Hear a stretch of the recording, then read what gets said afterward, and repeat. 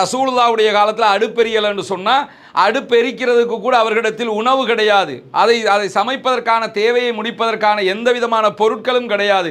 அப்போ என்னதாம்மா நீங்கள் சாப்பிடுவீங்க என்று சொல்லி நபிகள் நாயகம் ஸல்லல்லாஹு அலைஹி வஸல்லம் உடைய மனைவியிடத்தில் கேட்கும்போது அவர்கள் சொல்லுகிறார்கள், எங்களுடைய உணவு 2 கருப்புகளாக இருந்தது. அஸ்வதானி தான் எங்களுடைய உணவு. கருப்புன்னா பேரிச்சம்பளமும் தண்ணீரும், பேரிச்சம்பளம் தான் கருப்பு. ரெண்டையும் இணைச்சி சொல்லும் போது அஸ்வதானி 2 கருப்புகள் என்று சொல்லுவாங்க. பேரிச்சம்பளத்தையும் தண்ணீரையும் தான் நாங்கள் கிட்டத்தட்ட 2 மாதங்களாக சாப்பிடும் நிலைகள் இருந்திருக்கிறது என்கிறார்கள் நபிகள் நாயகம் ஸல்லல்லாஹு அலைஹி வஸல்லம் அவருடைய அன்பு மனைவி. அப்படி என்றால் இன்றைக்கு இருக்கிற பல நாடுகளுடைய கசானாக்களில் இல்லாத சொத்து செல்வங்கள் அல்லாஹ்வுடைய தூதர் ஸல்லல்லாஹு அலைஹி வஸல்லம் அவருடைய அரச கருவூலத்திலே இருந்தது, கொட்டி போய் கிடந்தது. அப்படிப்பட்ட நிலையில் கூட அல்லாஹ்வுடைய தூதர் அவர்கள் அரச நிதியை தன்னுடைய வாழ்நாளில் வாழ்க்கைக்காக பயன்படுத்தியது இல்லை.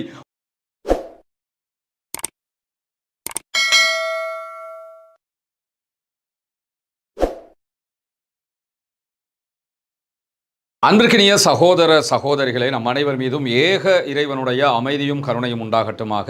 அஸ்ஸலாமு அலைக்கும் வரஹ்மத்துல்லாஹி வபரகாத். நபிகள் நாயகம் ஸல்லல்லாஹு அலைஹி வஸல்லம் அவர்கள் யார்? நபிகள் நாயகம் ஸல்லல்லாஹு அலைஹி வஸல்லம் அவருடைய வாழ்க்கை நிலை எப்படிப்பட்டது? ரசூலுல்லாஹி ஸல்லல்லாஹு அலைஹி வஸல்லம் அவர்கள் தன்னுடைய குடும்பத்தினருக்கு மத்தியிலேயும் சமூகத்திற்கு மத்தியிலும் எப்படியான வாழ்க்கையை மேற்கொண்டார்கள் என்பது தொடர்பாக தொடர்ச்சியாக நம்ம பார்த்து வர்றோம். இதுவரைக்கும் 2 தொடர்களை நம்ம முடிச்சிருக்கிறோம்.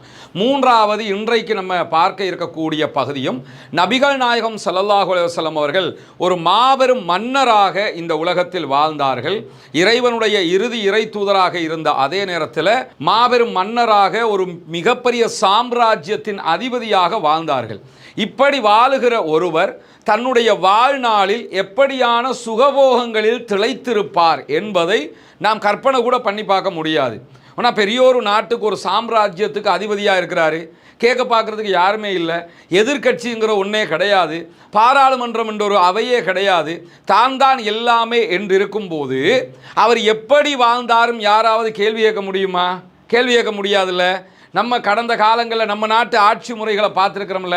ஜனநாயக ரீதியாக தேர்வு செய்யப்பட்ட ஜனாதிபதிகளே ஒரு மன்னரை போன்று அதைவிட அதிகமாக வாழ்ந்து காட்டிய முறைகளை எல்லாம் கண்ணுக்கு முன்னாடி பார்த்துருக்கிறோமா இல்லையா?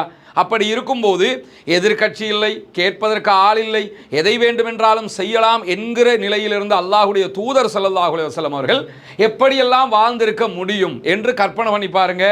ஆனால் நம்ம கற்பனை பண்ணுகிற விதமாக எந்த அடிப்படையிலும் அல்லாஹ்வுடைய தூதர் ஸல்லல்லாஹு அலைஹி வஸல்லம் அவர்கள் வாழவில்லை என்பதுதான் இங்கே இருக்கக்கூடிய மிகப்பெரிய ஆச்சரியம். அதிலும் குறிப்பாக அல்லாஹ்வுடைய தூதர் ஸல்லல்லாஹு அலைஹி வஸல்லம் அவர்களுடைய ஒரு மன்னரின் அரண்மனை எப்படி இருந்தது என்பது தொடர்பாக பார்த்துருக்கிறோம். ரொம்ப எளிமையான, உலகத்தில் ஒரு சாதாரண மனிதன் வாழுகிற விதமாக கூட வாழ்வதற்கான வசதி வாய்ப்புகள் இல்லாத நிலையில தான் அல்லாஹ்வுடைய தூதருடைய வீடு அமைந்திருந்தது. அதே நேரம் இன்றைய நம்முடைய தலைப்பு அல்லாஹ்வுடைய தூதர் ஸல்லல்லாஹு அலைஹி வஸல்லம் அவர்களுடைய உணவு முறை எப்படி இருந்தது, ரசூலுல்லாஹ் எதையெல்லாம் சாப்பிட்டாங்க என்கிற செய்திகளை தான் நம்ம பார்க்க இருக்கிறோம். ஏன்னா இன்றைக்கு உலகத்தில் சாப்பிடக்கூடிய மிக பெரும் தனவந்தர்கள் அல்லது கோடான கோடி பணங்களை வைத்து கொண்டிருப்பவர்கள், இப்படி அதிகாரங்களோடு இருப்பவர்கள் எப்படியான உணவுகளை உண்ணுவார்கள்? ஒரு சில ஆண்டுகளுக்கு முன்பதாக இலங்கைக்கு இப்பொழுது இருக்கிற பிரித்தானியாவினுடைய அரசர் மன்னர், அப்போது இளவரசராக இருந்தார் சார்லஸ், ஸ்ரீலங்காவுக்கு வந்தார். வரும்போது இலங்கையில் அவரை வரவேற்பதற்காகவே கிட்டத்தட்ட 100 பென்ஸ் கார்கள் அப்போது இறக்குமதி செய்யப்பட்டது. அதற்காகவே அதை தாண்டி அவருக்கு வைக்கப்பட்ட உணவுகள் எல்லாம் பார்த்தீங்கன்னா இலங்கையில் இருக்கக்கூடிய மக்கள் எல்லாம் ஆச்சரியப்படுகிற அளவுக்கு அவருக்கான விருந்தோம்பல் கொடுக்கப்பட்டது. ஏன்னா அவர் வந்திருக்கிறவர் இளவரசர், பிரித்தானியாவினுடைய இளவரசர் வந்திருக்கிறாரு அப்படின்னு சொல்லி அவருக்கான முக்கியத்துவம் கொடுக்கப்பட்டது. இப்படியான நிலைகளை எல்லாம் உலகத்தில் பார்க்குறோம். ஆனால் அன்னலம் பெருமகனார் ஸல்லல்லாஹு அலைஹி வஸல்லம் அவர்களுடைய வீட்டின் நிலையை பற்றி அவருடைய அன்பு மனைவி ஆயிஷா சித்திகா ரலியல்லாஹு அன்ஹா சொல்லும்போது சொல்கிறார்கள், நாங்கள் ஒரு பிறை பார்ப்போம், மறுபிறை பார்ப்போம், மறுபிறை பார்ப்போம். கிட்டத்தட்ட 3 பிறைகள் 2 மாதங்கள் எங்களை தாண்டி போகும். ஆனால் எங்கள் வீடுகளில் அடுப்பெரியாது. அடுப்பெரியாதுன்னா என்ன அர்த்தம்? இப்போ ஜனாதிபதி மாளிகையில் அடுப்பெரியலைன்னா ஹோட்டலில் இருந்து சாப்பாடு வரப்போகுதுன்னு அர்த்தம். ரசூலுல்லாஹ்வுடைய காலத்தில் அடுப்பெரியல் என்று சொன்னால் அடுப்பெரிக்கிறதுக்கு கூட அவர்களிடத்தில் உணவு கிடையாது. அதை சமைப்பதற்கான தேவையை முடிப்பதற்கான எந்த விதமான பொருட்களும் கிடையாது. அப்போ என்னதாம்மா நீங்கள் சாப்பிடுவீங்க என்று சொல்லி நபிகள் நாயகம் ஸல்லல்லாஹு அலைஹி வஸல்லம் மனைவியிடத்தில் கேட்கும்போது அவர்கள் சொல்லுகிறார்கள், எங்களுடைய உணவு 2 கருப்புகளாக இருந்தது. அஸ்வதானி தான் எங்களுடைய உணவு. கருப்புன்னா பேரிச்சம்பளமும் தண்ணீரும், பேரிச்சம்பளம் தான் கருப்பு. ரெண்டையும் இணைச்சி சொல்லும் போது அஸ்வதானி 2 கருப்புகள் என்று சொல்றாங்க. பேரிச்சம்பளத்தையும் தண்ணீரையும் தான் நாங்கள் கிட்டத்தட்ட 2 மாதங்களாக சாப்பிடும் நிலைகள் இருந்திருக்கிறது என்கிறார்கள் நபிகள் நாயகம் ஸல்லல்லாஹு அலைஹி வஸல்லம் அவருடைய அன்பு மனைவி. அப்படி என்றால் உலகத்திலேயே மிக பிரம்மாண்டமான பேரரசுக்கு சொந்தக்காரருடைய வீட்டிலே 2 மாதங்கள் 3 மாதங்கள் உண்பதற்கு உணவில்லாமல் இருந்திருக்கிறார்கள் என்கிற ஒரு பரிதாப நிலையை பார்க்க முடியுமா? இல்லையா? எப்படியெல்லாம் வாழ்ந்திருக்க முடியும்? ஆனால் அப்படியெல்லாம் அண்ணலம் பெருமானார் ஸல்லல்லாஹு அலைஹி வஸல்லம் அவர்கள் வாழவில்லை.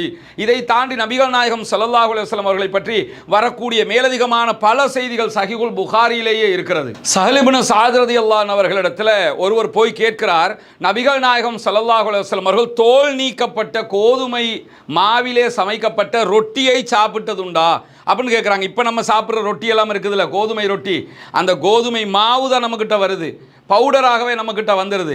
ஆனால் ரசூலுல்லாஹி ஸல்லல்லாஹு அலைஹி வஸல்லம் அவர்களை பற்றி கேட்கப்படுகிற போது தோல் நீக்கப்பட்ட கோதுமையினால் செய்யப்பட்ட அந்த மாவினால் செய்யப்பட்ட ரொட்டியை சாப்பிட்டுருக்கிறாங்களான்னு கேட்கும்போது அதற்கு சஹல் இப்னு ஸஅத் ரலியல்லாஹு அன்ஹு அவர்கள் சொல்கிறார்கள், இறைவன் மீது ஆணையாக, அல்லாஹ்வின் மீது சத்தியமாக, அல்லாஹ்வுடைய தூதர் ஸல்லல்லாஹு அலைஹி வஸல்லம் அவர்கள் இறைவனுடைய தூதராக அனுப்பப்பட்டதில் இருந்து மரணிக்கிற வரைக்கும் சலிக்கப்பட்ட மாவினால் செய்யப்பட்ட ரொட்டியை சாப்பிட்டதே கிடையாது.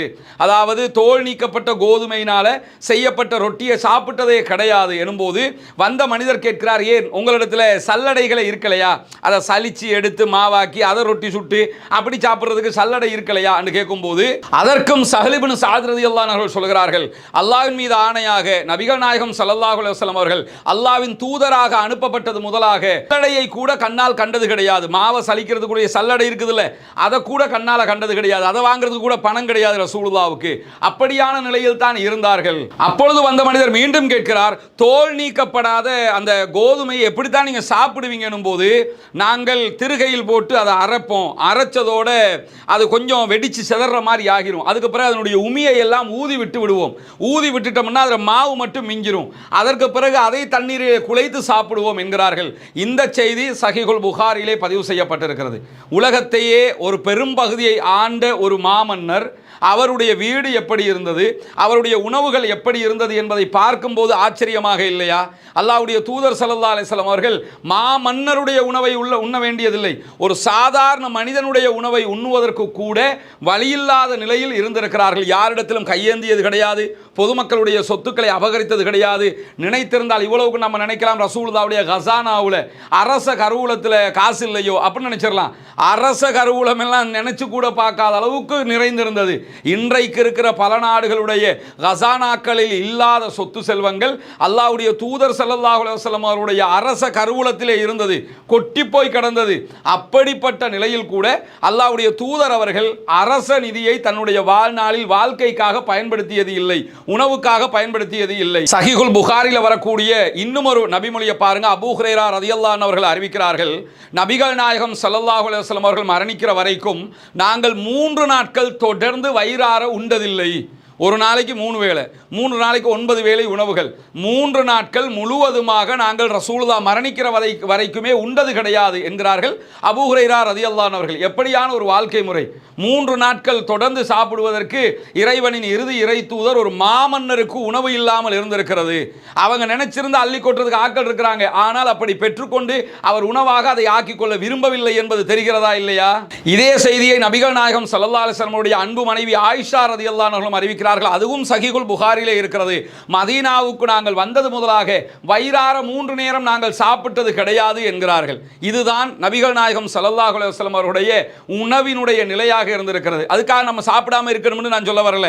அப்படி இஸ்லாம் நமக்கு கற்றுத்தரல. நம்ம சாப்பிடலாம், சாப்பிடுவதற்குரிய வரைமுறைகள், ஒழுக்கங்கள், அதற்குரிய கற்பிதங்கள் எல்லாம் நமக்கு இருக்கிறது. ஆனால் நம்ம என்ன புரிஞ்சுக்கிறோம்னா, உலகத்தின் பெரும்பகுதி நிலப்பரப்பை கையிலே வைத்துக் கொண்டிருந்த ஒரு சாம்ராஜ்யத்தின் அதிபதி, ஒரு மன்னர், மாமன்னர் நபிகள் நாயகம் ஸல்லல்லாஹு அலைஹி வஸல்லம் அவருடைய உணவின் நிலை இதுதான். எனவே உலகத்தில் இருக்கக்கூடிய எந்த ஒரு ஆன்மீக தலைவரும், ஆன்மீகத்தை போதித்தவர்களும், எந்த ஒரு குருக்களும், மடாதிபதிகள் யாரை நீங்கள் எடுத்துக்கிட்டாலும் இப்படி ஒருவர் வாழ்ந்து காட்டிய முறையை இந்த உலகத்தில் யாரும் வாழ்ந்து காட்டியதாக நீங்கள் பார்க்க முடியாது. அதை நாம் புரிந்து கொள்வதுதான் இந்த தொடரினுடைய மிக பெரும் நோக்கமாக இருக்கிறது. நமக்கெல்லாம் தெரியும், கடந்த ரமலானுடைய மாதத்தில் இஸ்லாத்தை ஏற்றுக்கொண்ட ஒரு 14 குடும்பங்களுக்கான வீடுகளை கட்டுகிற ஒரு பணியை நம்ம ஆரம்பிச்சிருந்தோம். அல்லாஹ்வினுடைய உதவியால், நீங்கள் செய்த தான தர்மங்கள், ஜகாத் நிதிகளால் அல்ஹம்துலில்லாஹ் 5 குடும்பங்களுக்கான வீடுகள் முழுமையாக கட்டி கொடுக்கப்பட்டு அவர்களுடைய கைகளிலேயே ஒப்படைக்கப்பட்டு விட்டது.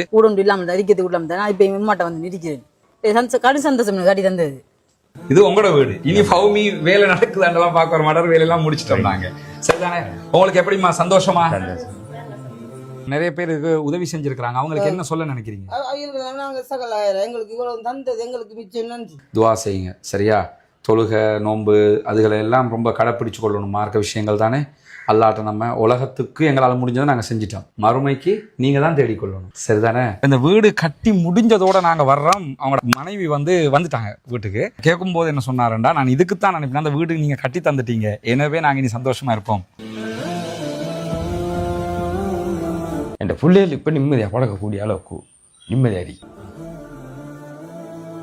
அல்லாஹ் அவங்களோட எண்ணங்களை பேசாக்குவான் இன்ஷா அல்லாஹ். ரொம்ப மகிழ்ச்சியான தருணங்களாக அந்த தருணங்கள் இருந்தது. காரணம் என்னன்னா, இஸ்லாத்தை புனிதமிக்க வாழ்க்கை நெறியாக அவர்கள் ஏற்றுக்கொண்டிருக்கிறார்கள். ஏற்றுக்கொண்டவர்களுக்கு ஒரு வாய்ப்பாக அவர்களுடைய வறுமை நிலையை போக்கும் விதமாக இந்த சந்தர்ப்பம் அமைந்திருந்தது. அந்த அடிப்படையில் மீதமுள்ள 9 குடும்பங்களுக்கான வீடுகளை கட்ட வேண்டிய தேவை நமக்கு இருக்கிறது. நம்ம ஒட்டுமொத்தமாக கோடிக்கணக்கில் காசை கொண்டு வந்து வச்சு இந்த பணிகளை பண்றது இல்லைங்கிறது உங்களுக்கு தெரியும். நம்முடைய வீடியோவை பார்க்கக்கூடிய மக்களுக்கு கன்வே பண்றோம். அந்த மக்கள் தரக்கூடிய பொருளாதாரத்தை கொண்டுதான் இந்த வேலைகளை நம்ம செஞ்சுக்கிட்டு இருக்கிறோம். குறிப்பாக இந்த பணிகளுக்காக 100 ரூபாய், 200 ரூபாய், 500 ரூபாய், 1000 ரூபாய் என்று சின்ன சின்ன தொகைகளை கூட தந்து உதவிய பெருமனது கொண்ட சகோதர சகோதரிகளை நம்ம பார்த்திருக்கிறோம். அதே மாதிரி லட்சங்களில் உதவி செய்த சகோதர சகோதரிகளையும் பார்த்திருக்கிறோம். ஒவ்வொருத்தருக்கு எவ்வளவு முடியுமோ அந்த அடிப்படையில் நமக்கு அதை தந்து உதவி இருக்கிறார்கள். அதன் அடிப்படையில் தான் 5 வீடுகள் கம்ப்ளீட்டடாக நம்ம கட்டி கொடுத்திருக்கிறோம் அல்ஹம்துலில்லாஹ். இப்போது நம்ம இருக்கக்கூடிய இந்த பகுதிகளில் 4 வீடுகள் கட்டுவதற்குரிய ஏற்பாடு நடந்து கொண்டிருக்கிறது. 2 வீடுகளுக்கான அத்திவாரம் போட்டிருக்கிறோம். இந்த அத்திவாரம் தித்வா புயல் வர்றதுக்கு முன்னாடி போட்டது. புயல் வந்ததோடு அந்த புயல் பணிகள், அந்த வேலைகளால் நமக்கு இதெல்லாம் நிறுத்தி இருந்தோம். அதனால தான் நம்ம விளம்பரங்களும் அது தொடர்பாக எங்கேயுமே போடலை. தற்போது புனிதமிக்க ரமலானுடைய மாதத்தை அடைந்திருக்கிறோம். நபிகள் நாயகம் ஸல்லல்லாஹு அலைஹி வஸல்லம் அவர்கள் காற்றை விட வேகமாக ரமலானிலே தர்மங்களை செய்வார்கள், தான தர்மங்களை அள்ளி கொடுப்பார்கள் என்கிற நபிமொழிகளை சஹீஹுல் புகாரி, முஸ்லிம் உள்ளிட்ட நபிமொழி கிரந்தங்களில் நம்ம பார்க்கிறோம். ஏன்னா அவ்வளவு அதிகமாக ரசூலுல்லாஹ் தான தர்மங்களை செய்து கிடைக்கிறதையெல்லாம் கொடுத்து நன்மைகளை சேகரித்துக் கொள்வார்கள். அதே நேரத்தில் அல்லாஹு தஆலா திருமறை குர்ஆன்ல ஜகாத்து பெறுகிற கூட்டத்தினரை பற்றி 8 கூட்டத்தினருக்கு நீங்கள் ஜகாத்து வழங்க முடியும் என்று சொல்லும் போது அதிலே ஒரு கூட்டத்தினராக முஅல்லஃபத்துல் குலூப், இஸ்லாத்தின் பால் உள்ளங்கள் ஈர்க்கப்படுகிறவர்கள் என்கிற ஒரு பிரிவினரையும் நமக்கு காட்டி தருகிறான். எனவே இஸ்லாத்தை ஏற்றுக்கொள்ளுகிற சகோதரர்களுக்காக ஜகாத்து நிதிகளை கொடுக்க வேண்டியது கடமையாக இருக்கிறது. ரமலானுடைய காலத்திலே ஜகாத்துகளை கணக்கு பார்த்து ஏழை எளிய மக்களுக்கு கொடுக்குகிற சகோதரர்கள் இந்த பணிக்காகவும் ஒரு போர்ஷனை ஒதுக்குங்க. உங்களால் முடிஞ்ச ஒரு தொகையை முன்னால் தெரிகிற நம்முடைய ஹியூமனிஸ்ட் பீப்புள் ஆர்கனைசேஷன் என்கிற ஆர்கனைசேஷன் அக்கௌண்ட்டுக்கு நீங்கள் வைப்பிலிட முடியும். அதே நேரத்தில் வெளிநாடுகளில் இருக்கக்கூடிய சகோதரர்கள் இந்த குறித்த அக்கௌண்ட்டுக்கு வைப்பிலிட முடியாது என்று சொல்லுகிற போது அதில் முன்னாடி தெரிகிற என்னுடைய வாட்ஸ்அப் நம்பருக்கு நீங்கள் தொடர்பு கொள்ள முடியும். உங்களுக்கு எப்படி நீங்கள் பணம் அனுப்பணும் என்கிற வழிமுறைகளை நம்ம லீகலாக சொல்லி தருவதற்கு கடமைப்பட்டிருக்கிறோம். எனவே ஆயிஷா ரலியல்லாஹு அன்ஹா சொல்லக்கூடிய இன்னும் ஒரு கண்கலங்க வைக்கிற ஒரு செய்தியை பாருங்கள். ஹஜ்ஜு பெருநாள் தினம் நபிகள் நாயகம் ஸல்லல்லாஹு அலைஹி வஸல்லம் அவர்கள் தொழுகையை முடித்துவிட்டு வீட்டுக்கு வருகிறார்கள். வீட்டுக்கு வந்த ரசூலுல்லாஹி ஸல்லல்லாஹு அலைஹி வஸல்லம் அவங்களுக்கு காலை உணவு வைக்கப்படுகிறது.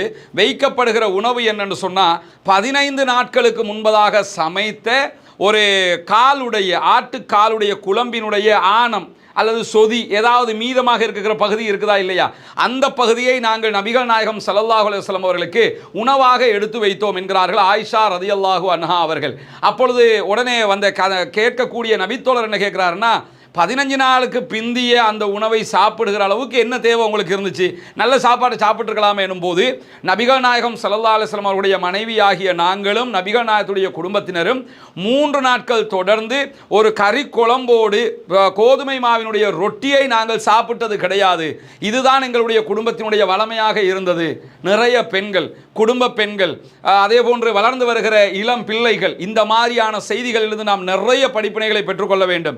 கணவர் ஹலாலாக சம்பாதித்து கொண்டு வருவது குறைவாக இருந்தாலும் அதை வைத்து நம்முடைய குடும்பத்தை எப்படி மேனேஜ் பண்ணி கொள்வது, நம்முடைய குடும்பத்தை அடுத்த கட்டம் எப்படி நகர்த்துவது, ஆடம்பர வாழ்க்கைகள், சுகபோகமான வாழ்க்கைகள் கிடைத்தால் அல்லாஹ் தந்துவிட்டான் ரஹமத்து அல்ஹம்துலில்லாஹ் என்று எடுத்துக்கொள்வது வேறு. அதற்காக வேண்டி நமக்கு இல்லாத ஒன்றை பெற்றுக்கொள்வதற்காக நாம் ஹராமான வழிமுறைகளுக்கு தள்ளப்பட்டு விடக்கூடாது. நபிகள் நாயகம் ஸல்லல்லாஹு அலைஹி வஸல்லம் அவர்கள் ஹலாலாக சம்பாதித்து உண்கிற உணவுக்காக வேண்டியே இப்படியான கஷ்டங்களையும் சுமைகளையும் அவரும் அவருடைய குடும்பத்தினரும் சுமந்திருக்கிறார்களா இல்லையா? புகாரில் இடம்பெற்றிருக்கக்கூடிய இன்னும் ஒரு அற்புதமான செய்தியை பாருங்க. தாதா என்கிற ஒரு மனிதர், சஹீஹுல் புகாரில் இடம்பெறக்கூடிய ஒரு முக்கியமான நபிமொழி இது. அனஸ் இப்னு மாலிக் ரலியல்லாஹு அன்ஹு அவர்களை சந்திக்க போகிறார்கள். அனஸ் இப்னு மாலிக் ரலியல்லாஹு அன்ஹு அவர்கள் யார்? நபிகள் நாயகம் ஸல்லல்லாஹு அலைஹி வஸல்லம் அவர்களிடத்தில் 10 ஆண்டுகள் பணியாளாக கடமையாற்றியவர். அவரிடத்தில் போகும்போது அனஸ் இப்னு மாலிக் ரலியல்லாஹு அன்ஹுடைய பணிவிடை செய்யக்கூடிய வேலைக்காரர் என்ன பண்றாருன்னா ரொம்ப ரொட்டியெல்லாம் சுட்டுக்கிட்டு இருக்கிறாரு. அப்போ அனஸ் இப்னு மாலிக் ரலியல்லாஹு அன்ஹு சொல்றாங்க, எடுத்து சாப்பிடுங்க என்று சொல்லிட்டு நபிகள் நாயகம் ஸல்லல்லாஹு அலைஹி வஸல்லம் அவர்கள் தன்னுடைய வாழ்நாளில் எந்த சந்தர்ப்பத்திலும் இவ்வளவு மிருதுவான ரொட்டியை சாப்பிட்டதே கிடையாது. கரடு முரடா இருக்கின்ற ரசூலுல்லாஹ் சாப்பிட்றது. ஏன்னா அது கோதுமையில் அப்பதான் இடிச்சு எடுத்து திருகி எடுத்து செய்வாங்க. ஏற்கனவே நம்ம சொன்ன மாதிரி இது ரொம்ப சாஃப்டாக இருக்குது. இந்த மாதிரியான ரொட்டியை நபிகள் நாயகம் ஸல்லல்லாஹு அலைஹி வஸல்லம் அவர்கள் சாப்பிட்டதே கிடையாது என்று மேலதிகமாக சொல்கிறார்கள். அல்லாஹ்வுடைய தூதர் ஸல்லல்லாஹு அலைஹி வஸல்லம் அவர்கள் தன்னுடைய வாழ்நாளில் ஒருபோதும் பொரித்த ஆட்டின் இறைச்சியை கண்டதே கிடையாது. பொரிச்செல்லாம் ரசூலுல்லாஹ் சாப்பிட்டதே கிடையாது. அதற்குரிய வசதி வாய்ப்பெல்லாம் அல்லாஹ்வுடைய தூதருக்கு இல்லவே இல்லை. அபூ ஹுரைரா ரலியல்லாஹு அன்ஹு அவர்கள் அறிவிக்கக்கூடிய மேலதிகமான ஒரு செய்தியும் சஹீஹுல் புகாரிலே இருக்கிறது. ஒரு சந்தர்ப்பத்திலே அபூ ஹுரைரா ரலியல்லாஹு அன்ஹு அவர்கள் ஒரு பயணத்துக்கு போறாங்க. போகும்போது ஒரு சாரார் சமைத்து கொண்டிருக்கிறார்கள். அவர்கள் ரொம்ப அற்புதமாக அழகாக அந்த ஆட்டை பொரிச்சு வச்சிருக்கிறாங்க. அபூ ஹுரைரா ரலியல்லாஹு அன்ஹு கண்டதோட ஒரு பழம்பெரும் சஹாபி வருகிறார். வாங்க எங்களோட வந்து சாப்பிட்டுட்டு போங்க என்று சொல்லி அழைக்கிறாங்க. அழைக்கும் போது அழுதழுதவர்களாக அபூ ஹுரைரா ரலியல்லாஹு அன்ஹு அவர்கள் சொல்லுகிறார்கள், நான் இந்த உணவை உங்களோடு அமர்ந்து சாப்பிடுவதற்கு விரும்பவில்லை. காரணம் என்ன தெரியுமா? அல்லாஹ்வுடைய தூதர் ஸல்லல்லாஹு அலைஹி வஸல்லம் அவர்கள் தன்னுடைய வாழ்நாளில் ஒரு தடவை கூட பொரித்த ஆட்டினுடைய இறைச்சியை கண்டதே இல்லை அப்பா என்கிறார்கள். அவங்க அதை சாப்பிடவே விரும்பலை. நம்ம சாப்பிடலாம், அது வேறு. ஆனால் அபூ ஹுரைரா ரலியல்லாஹு அன்ஹு அவர்கள் ரசூலுல்லாவை நினைத்து அதை சாப்பிடாமலே போய்விட்டார்கள். நபிகள் நாயகத்தின் மேலே கொண்ட அளவற்ற நேசமும் ரசூலுல்லாஹி ஸல்லல்லாஹு அலைஹி வஸல்லம் அவர்கள் இப்படியெல்லாம் வாழ்ந்திருக்கிறார்களே என்கிற பாசமும் அபூ ஹுரைரா ரலியல்லாஹு அன்ஹு அவர்களை சாப்பிட விடாமல் தடுத்து விட்டது. நபிகள் நாயகம் ஸல்லல்லாஹு அலைஹி வஸல்லம் வாழ்க்கை முறையை யோசித்து பாருங்கள். நபிகள் நாயகம் கண் அசைத்தால் கடைக்கோடி மனிதர் வரைக்கும் நபிகள் நாயகத்திற்கு சேவகம் செய்வதற்கு தயாராக இருந்தார்கள். ரசூலுல்லாஹ் விரலை நீட்ட மாட்டார்களா? நாங்கள் அடுத்த கட்டம் பணியாற்றுவதற்கென்று துடித்துக் கொண்டிருந்த நபித்தோழர்களை வரலாற்றிலே பார்க்க முடியும். எந்த ஒரு நபித்தோழரும் நபிகள் நாயகத்திற்காக உயிரை கொடுப்பதற்கு தயாராக இருந்தார்கள். நபிகள் நாயகம் கொண்டு வந்த கொள்கையை ஏற்றுக்கொண்ட காரணத்தினால் அதற்காகவே வாழ்ந்து கொண்டிருந்த நபித்தோழர்கள். இப்படிப்பட்ட தோழர்களை உலகத்தில் யாருமே கண்டதில்லை என்கிற அளவுக்கு அற்புதமான நடவடிக்கை நடைமுறைகளையும் கொண்ட தோழர்கள், அவ்வளவு பயிற்றப்பட்டவர்கள் ரசூலுல்லாஹ்விடத்தில் இருக்கிறார்கள். ரசூலுல்லாஹ் உணவு வேண்டும் என்றால் உலகத்தின் கடைக்கோடி இடம் வரைக்கும் சென்று உணவுகளை கொண்டு வந்து கொட்டுவதற்கு தயாராக இருக்கிறார்கள். ஆனால் ரசூலுல்லாஹி ஸல்லல்லாஹு அலைஹி வஸல்லம் அவர்கள் அதற்காக ஆசைப்படவில்லை, அதை பெற்றுக்கொள்வதற்கு விரும்பவில்லை. அப்படியான உணவுகளுக்கு ஆசைப்பட்டு தன்னுடைய வாழ்நாளை கழிக்கவில்லை. என்னால் எது முடியுமோ அதை உண்டு கழித்து விட்டு உடுத்து மகிழ்ந்து விட்டு நான் இந்த உலகத்தை விட்டு பிரிய போகிறேன் என்பதைத்தான் அல்லாஹ்வுடைய தூதர் ஸல்லல்லாஹு அலைஹி வஸல்லம் அவர்கள் தன்னுடைய வாழ்நாள் பயிற்சியாகவே கொண்டிருந்தார்கள் என்பதை இந்த நபிமொழிகள் எல்லாம் நமக்கு காட்டுவதை நம்ம பார்க்க முடியும். புகாரிலே பதிவாகி இருக்கக்கூடிய இன்னும் ஒரு நபிமொழியை பாருங்கள். ஷுஐப் ரலியல்லாஹு அன்ஹு அவர்கள் நபிகள் நாயகம் ஸல்லல்லாஹு அலைஹி வஸல்லம் அவர்களை பற்றி தன்னுடைய வேலைக்காரரிடம் வந்து சொல்கிறார்கள், நான் அல்லாஹ்வுடைய தூதர் ஸல்லல்லாஹு அலைஹி வஸல்லம் அவர்களை பார்த்தேன். அவருடைய முகத்தில் பசியினுடைய கொடுமையை நான் பார்க்குறேன். அப்படி முகமெல்லாம் வாடி வதங்கி போயிருக்குது. நபிகள் நாயகத்திற்கும் அவரோடு சேர்த்து ஒரு 50 நபர்களுக்கும் ஒரு உணவை சமைங்க, அவன் ஜாம்னு வந்து சாப்பிடணும், அதுக்கேற்ற மாதிரி ரெடி பண்ணுங்க அப்படிங்கிறாங்க. அவர் ரெடி பண்ண ஆரம்பிச்சிட்டாரு. நேர ரசூலுல்லாஹி ஸல்லல்லாஹு அலைஹி வஸல்லம் அவர்கிட்ட போய் சொல்றார், யார் ரசூலுல்லாஹ், இன்னைக்கு உங்களுக்காக ஒரு ஸ்பெஷல் சாப்பாடு, ஒரு 50 பேரை நீங்கள் கூட்டிக்கிட்டு வரலாம் அப்படின்னு சொல்லிட்டு சொல்லிட்டாங்க. ரசூலுல்லாஹி ஸல்லல்லாஹு அலைஹி வஸல்லம் அவர்களும் 50 பேரை அழைத்து கொண்டு போகும்போது 51வது ஒரு நபரும் இணைந்து கொள்கிறார். ஷுவைப் ரலியல்லாஹு அன்ஹு இடத்துல போறாங்க ரசூலுல்லாஹ், போய் சொல்றாங்க, ஷுவைபே நீங்கள் 50 நபர்களை அழைத்து கொண்டு வர சொன்னீர்கள், எங்களோடு எக்ஸ்ட்ரா ஒரு ஆளும் சேர்ந்து வந்துட்டாரு, நீங்க விரும்பினா அவரையும் நான் சாப்பாட்டில் சேர்த்துக்கிறேன், இல்லைன்னா அவரை போக சொன்னா போயிடுவாரு, நீங்கள் விரும்புகிறது தான் நடக்கும் அப்படிங்கிறாங்க. உடனே ஷுவைப் ரலியல்லாஹு அன்ஹு அவரும் இந்த உணவிலே இணைந்து கொள்ளட்டும் யா ரசூலல்லாஹ் என்று சொல்லிவிடுகிறார்கள். அவரும் இணைக்கப்பட்டு அந்த உணவுகள் பரிமாறப்படுகிறது. இந்த சம்பவத்திலிருந்து நம்ம உணர்கிற ஒரு முக்கியமான அம்சம் என்னன்னு கேட்டா, அல்லாஹ்வுடைய தூதர் ஸல்லல்லாஹு அலைஹி வஸல்லம் அவர்களும் திண்ணை தோழர்களாக அஸ்ஹாபு சுஃபாக்களாக மஸ்ஜிது நபவிக்கு வெளியிலே உணவுகள் இன்றி தவித்துக் கொண்டிருந்த சஹாபாக்களும் எங்களை யாராவது உணவு உண்பதற்காக அழைத்தால் நாங்கள் போவதற்கு தயார் என்கிற நிலையில் இருந்திருக்கிறார்கள். ஏன்னா உணவு பற்றாக்குறை, சாப்பிடுவதற்கு வழி இல்லை. உடனே அழைத்ததோடு ரசூலுல்லாஹி ஸல்லல்லாஹு அலைஹி வஸல்லம் அவர்கள் சஹாபாக்களை அழைத்து கொண்டு போறாங்க. ஆனா எக்ஸ்ட்ரா ஒருத்தர் வந்துட்டார், அவர் சேர்த்துக்கிறவா வேணாமா? இதெல்லாம் நம்ம நபிகள் நாயகத்துடைய வழிமுறையில் தெரிந்து கொள்ள வேண்டிய விவகாரங்கள். ஒரு 2 பேர் சாப்பிட வாங்கினா 10 பேர் கிளம்பி போயிடுவாங்க. ஐம் சாரி, ஒரு 8 பேரை கூட கூட்டு வந்தேன் அப்படின்னு. இதெல்லாம் நம்ம நடைமுறையில் பண்ணலாமா? நமக்கு உணவு தருகிறவருக்கு தொந்தரவாக நாம் மாறிவிடக்கூடாது. 50 பேரை கூட்டு வர சொல்லிருக்கிறாரு, ஒரே ஒரு ஆள் தான் எக்ஸ்ட்ரா போயிருக்கிறார். ஒருத்தரை கூட்டு வர சொல்லி 50 பேரை கூட்டு போகல, 50 பேர் வர சொன்ன இடத்துல ஒருத்தர் எக்ஸ்ட்ரா போயிருக்கிறாரு. அவரை நீங்க விரும்பினா நான் போச்சோன்னா போயிடுவார். அவரு என்ன செய்யன்னு அனுமதி கேட்கிறாங்க. அனுமதி கேட்டு விட்டுத்தான் அந்த சபையிலே அவர்கள் அமர வைக்கிறார்கள். இந்த நபி மொழி நமக்கு அப்படியான ஒரு பண்பாட்டையும் கற்றுத்தருகிறதா இல்லையா? நபிகள் நாயகம் ஸல்லல்லாஹு அலைஹி வஸல்லம் உடைய வாழ்க்கை வழிமுறை எப்படியாக இருந்தது? ரசூலுல்லாஹ்வுடைய உணவு நிலை எப்படி இருந்தது? அல்லாஹ்வுடைய தூதர் ஸல்லல்லாஹு அலைஹி வஸல்லம் அவருடைய அரண்மனை எப்படி இருந்தது என்பதை எல்லாம் பார்க்கும்போது நாம் எப்படி இருக்கிறோம், அல்லாஹ்வுடைய தூதர் அவர்கள் எப்படி இருந்தார்கள், நாம் இருப்பதற்கு மேலதிகமாக இன்னும் அது இல்லையா இது இல்லையா என்று யோசித்துக் கொண்டிருக்கிறோம். ஆனால் அல்லாஹ்வுடைய தூதர் ஸல்லல்லாஹு அலைஹி வஸல்லம் அவர்கள் மறுமைதான் என்னுடைய நிலையான வாழ்க்கையை நோக்கிய பயணம், இந்த உலக வாழ்க்கையிலே எனக்கு எது கிடைக்கிறதோ அதை கொண்டு என்னுடைய வாழ்க்கையை நான் நகர்த்தி கொள்ள வேண்டும் என்பதில் திடமாக இருந்திருக்கிறார்கள். உலகத்தையே ஆண்ட மாமன்னர், மிக ஒரு பெரிய சாம்ராஜ்யத்தை கையிலே வைத்துக் கொண்டிருந்தவர்கள், எதிர்க்கட்சிகளால் கேள்வி எழுப்ப முடியாத நிலையில் இருந்தவர்கள், விரல் நீட்டி கேட்பதற்கு யாரும் இல்லை என்கிற நிலையில் இருந்த அன்னலம் பெருமகனார் ஸல்லல்லாஹு அலைஹி வஸல்லம் அவர்களுடைய வாழ்க்கை எப்படி இருந்தது? எதை செஞ்சாலும் கேள்வி கேட்கறதுக்கு ஆளே இல்லை, ஆனால் எதையுமே செய்யலை. எதை சாப்பிட்டாலும் கேள்வி கேட்பதற்கு ஆள் இல்லை, ஆனால் எதையுமே சாப்பிடல. அரச கருவூலத்தையே மொத்தமாக எடுத்துக்கொண்டாலும் கேள்வி கேட்க யாரும் இல்லை, ஆனால் எடுக்கல. எப்படியான ஒரு வாழ்க்கை, எப்படியான ஒரு தூய்மை, எப்படியான ஒரு நேர்த்தியை, நேர்மையை, உண்மையை இந்த உலகத்திற்கு அல்லாஹ்வுடைய தூதர் ஸல்லல்லாஹு அலைஹி வஸல்லம் அவர்கள் காட்டிக் கொடுத்திருக்கிறார்கள். இதுவெல்லாம் நம்முடைய வாழ்க்கையில் வர வேண்டுமா இல்லையா? நாம் பயிற்றுவிக்கப்பட வேண்டிய இடத்தில் இருக்கிறோமா இல்லையா?